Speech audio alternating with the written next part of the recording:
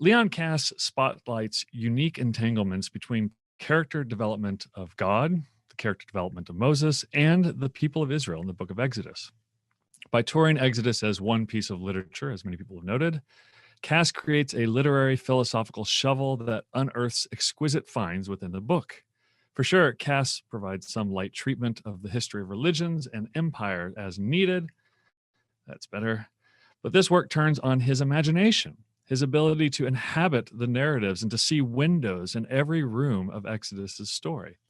By demonstrating his Exodus-shaped imagination, Kass revivifies the character storylines and ritual elements that are all too known to Jews, but often less so to Christians. By this imaginative method, he shows that Exodus's treasures do not yield only upon one's knowledge of source criticism or Egypt's religions, its pantheon, or geography.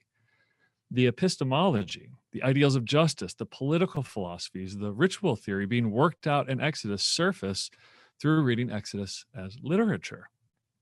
First, Kass reveals one such entanglement by recasting our imagination around Moses' intrigue at the burning bush, a scene that ends with God's enigmatic revelation of himself. Christians who might stumble into Jewish scholarship from just about any century will be struck by the foundational role of this scene in Jewish thought. Like the crucifixion or the resurrection for Christians, this encounter appears as a focal lens in much Jewish thought on the character of God. And because of its wordplay on the copula verb hayah, the Hebrew verb for existence or being, one's Hayah-ology, which is an actual word that people use, one's Hayah-ology determines much within one's system of thought. For the Christian theologian, this scene at Sinai, much like the Akedah at Moriah, has featured mainly as a prelude to other bigger tasks. With a few notable exceptions, Christians have been largely preoccupied with sorting out the nature of God's being or essence itself. And of course, Jews and Christians have all participated in forensic theologies, a divine essence that squeeze the stone of Exodus for its ontological blood. But Kass takes us in another direction. Kass works out the inner logic of the story being told by engaging the puzzling data coming from God himself with the narrator's character development of Moses. And I found this absolutely fascinating. Like the biblical theologians Gerhardus Voss, Brevard Childs, or maybe William Dumbrell, to name a few, Kass wrestles with what Ehyeh asher ehyeh might mean in this context. Certainly, the verbal construction will not get us all the way to its meaning, just as it didn't for Moses. Second, ehyeh, this in the Cal first person imperfect, could mean here, I will be, thus I will be that which I will be who I will become that which I will become. This airy ambiguity about God's reply, Ehyeh asher ehyeh, and its wordplay in the personal name of God gets surprisingly grounded in Moses's epistemological journey. Kass draws a line between Moses' formation into the kind of man that God can use, Moses' questioning of God, and God's seemingly enigmatic answer. Third, Moses' initial response to God's plan to extricate Israel is a question: who am I that I should go to Pharaoh? Tracing this developing character of Moses up to that point, Kass sharpens the question down to its core. Who am I? Mi anochi. A question percolating across his entire trans-ethnic life. To the Egyptians, Moses is a Hebrew on the run. To the Midianites, he is an Egyptian. And herein lies the breath of fresh air in Kass's analysis, so often elided in biblical scholarship. He forces us to attend to the narratival framing that portrays God's identity as one that burns wily in a bush, while Moses appears less than convinced about God's proposals based on his own questions about himself.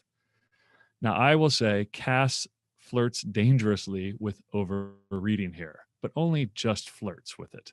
In Exodus, he asks us to look around inside its rooms more than we have before for our own sake, not because he's forensically dusted the place and turned up all its secrets.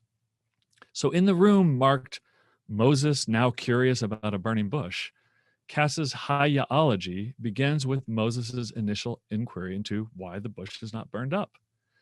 This puzzling bush initiates a process with Moses and reveals God's plan, to which Moses questions, who am I?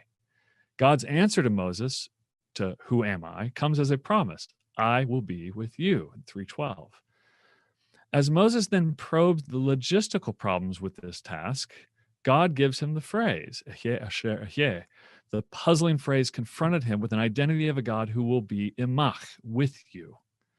So Kass delivers us a philosophical method from Exodus. As William just noted, he says, quote, knowledge of God or a relationship to God should be pursued not through inquisitive speech or philosophical speculation, fruitlessly seeking the essence, but through attending to God's commands and deeds to what God will be in time, end quote. For Moses, God's name ties him to the ancestral past and to the Hebrews' future. Fourth, this is all terribly fascinating, but Kass's contribution to this very well-worked passage centers on his connecting God's name to the emerging character of Moses himself. It's not just that God is the divine being in control of Israel's destiny, but that Moses needs to understand this and his role within that vantage of history. In this method, Kass approaches sermonic, seeing the story through Moses' strained eyes, through his ham-fisted attempts to execute justice, and through his intellectual curiosity. So I'd like to now use my remaining few minutes to just extend Kass's insights beyond Moses to the other characters being developed in Exodus, in this part at least, Aaron, the elders of Israel, and the people of Israel more broadly.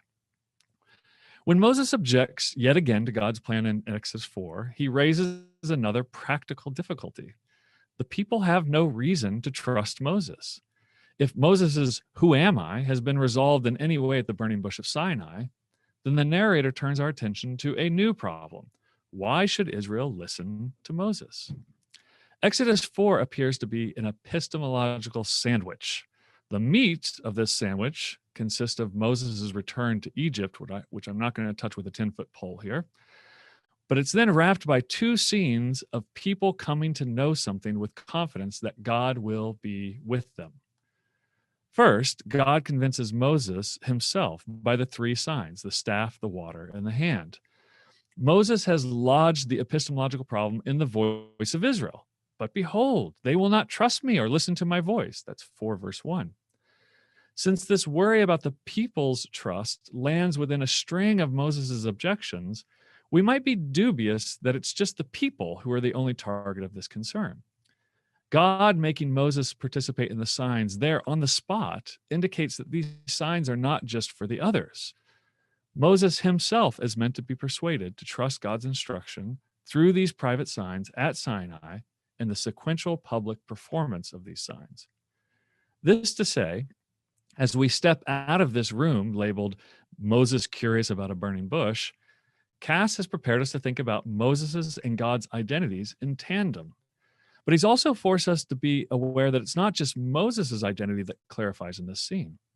Moses is becoming whoever he's meant to become and meshes with the fact that God will be the one with him and with them, the outer parts of this epistemological sandwich. Now that Moses is somewhat, at least, confident in God's with him approach, we skip over the meat of the sandwich and on to Israel's need to know that God is with them. Of particular interest, Moses does not walk in and start performing signs amongst the Hebrews, according to the narrator. Instead, the narrator carefully depicts a sequence of convincing the authorities first and then the people of Israel. So first, God sends Moses to Aaron, and he explained to Aaron and showed to him the signs between the two of them alone. That's in 4:27 and 28. Then Aaron and Moses went together to tell the elders and to show them the signs, 4:29 and 30. Moses, now with Aaron and the elders, then went to show the signs and tell the story to the people, and their response shows that they understood confidently that God would be with them in chapter 4, verse 31. In fact, the narrator reports the language of the people's response in parallel terms to Exodus's earlier report of God's hearing, seeing, and knowing of their affliction. So you can compare 2:24 with 4:31. The people now understood something that the readers have known for quite a while. God has visited them and seen their affliction. And this results in their trust of Moses, this developing character in the storyline. Of all the goods that are jam-packed into this commentary by Leon Kass, I find an insight by him rarely noticed. Many have noted that Exodus's Hayah-ology seems to present God's being as intimately connected to Moses and Israel becoming who they need to become. Even fewer have explored how intimately its internal Hayah-ology connects with the fact that Moses and Israel also need to know this and properly understand it as well. By this emphasis, Kass demonstrates the epistemological arc of Exodus that is quite frankly just as loud or even louder than any oppression liberation arc in the Torah. I am deeply grateful to be included in this discussion, even if all I've done is tried to amplify one point that Leon Kass has already said so beautifully. And I want to end by expressing my shock in what you said, Dr. Kass, at the beginning of your comments, that this is the first time anybody has gathered together, especially as Christians, to celebrate your work. I'm deeply apologetic. I can't believe it almost. And I'm so glad that we get to be involved in that task.